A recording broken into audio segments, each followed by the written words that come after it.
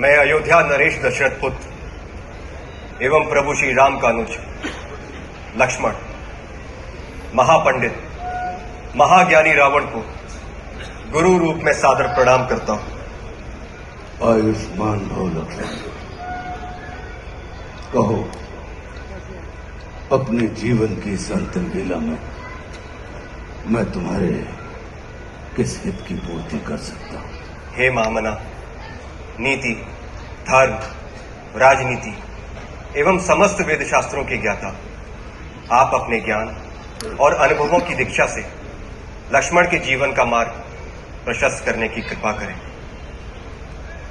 मैं देख रहा हूं लक्ष्मण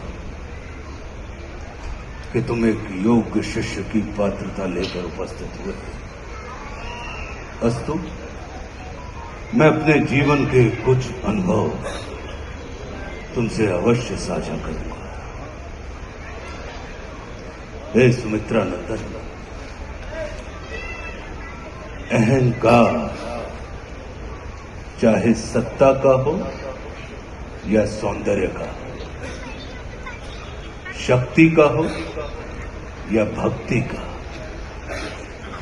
धन का हो या धर्म का, वो बड़े से बड़े विश्व विजेता को नष्ट कर देता है। इसका प्रत्यक्ष उदाहरण ये त्रिलोक विजेता, विद्या विशारद, महापंडित रावण है। अहंकार में तीनों गए, कुल, गौरव और वंश। ना मानो तो देख लो इस रावण का अंत। लक्ष्मण, रावण को अपने ज्ञान का अहंकार था और तुम्हारे भाई राम को अहंकार का ज्ञान था। लक्ष्मण, जीवन में सफल होने के लिए शत्रु दृष्टि और मित्र दृष्टि का भेद आना अनिवार्य है। मित्रता भले ही अपने समतुल्य या अपने से निम्न स्तर के व्यक्ति के साथ कर लेना, किंतु शत्रुता सदैव अपने से योग्य व्यक्ति के साथ ही ठानना, क्योंकि ये जगत हमारे व्यक्तित्व का आकलन हमारे मित्रों को देखकर नहीं, हमारे शत्रुओं को देखकर लगाता है। जितना बड़ा और गरिमापूर्ण हमारा शत्रु होता है, उतने ही बड़े और गरिमापूर्ण की ख्याति को हम प्राप्त होते हैं। देखो ना, इस जगत ने जो कुछ राम से जुड़कर प्राप्त नहीं किया, उसे रावण ने राम से लड़कर प्राप्त कर लिया। लक्ष्मण, वे हमारे शत्रु ही होते हैं जो हमारे अंदर सुप्त पड़ी हुई ऊर्जा को जागृत करने का कार्य करते हैं। हमारा शत्रु ही होता है जो हमें असुरक्षा से निकालकर सुरक्षा में जाने की प्रेरणा देता है।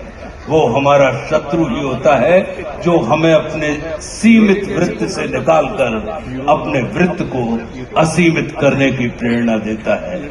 इसलिए शत्रु तिरस्कार का नहीं, नमस्कार का पात्र होता है। कभी अपने शत्रु को नमस्कार करके देखना, वो तुम्हारा परिष्कार कर देगा। लक्ष्मण, जैसे शरीर को संचालित करने वाला मस्तिष्क आकार में शरीर से बड़ा नहीं होता, गज को संचालित करने वाला अंकुश आकार में गज से बड़ा नहीं होता, वैसे ही व्यवस्था को संचालित करने वाले व्यवस्थापक को कभी भी व्यवस्था से बड़ा नहीं होना चाहिए। ये सारा नीति ज्ञान तुम्हारे भाई श्री राम तुम्हें स्वयं दे सकते थे, किंतु उन्होंने तुम्हें मेरे पास भेजा। जानते हो क्यों?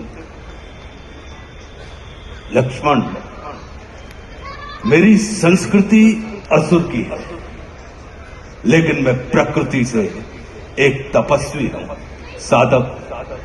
और किसी भी व्यक्ति को अपने अंतिम समय में अपनी संस्कृति के अनुसार नहीं, अपनी प्रकृति के अनुकूल कर्म करने चाहिए, तब उसे मृत्यु नहीं, मुक्ति प्राप्त होती है। और राम रावण को मारना नहीं, तारना चाहते हैं। तभी तो उन्होंने मेरे अंतिम समय में मेरी प्रकृति के अनुकूल उपदेशात्मक कर्म करवाकर मेरी मुक्ति के मार्ग को प्रशस्त कर दिया। आने वाले समय में ये जगत कहेगा कि त्रिलोक विजेता, विद्या विशारद, महापंडित रावण की पराजय का एकमात्र कारण है कि उसके पास लक्ष्मण जैसा भाई नहीं था। लेकिन इस जगत को ये स्मरण रखना चाहिए कि लक्ष्मण जैसा भाई प्राप्त करने के लिए व्यक्ति को रावण नहीं, स्वयं राम बनना पड़ता है। सदैव अपने भाई राम के अनुगामी रहना।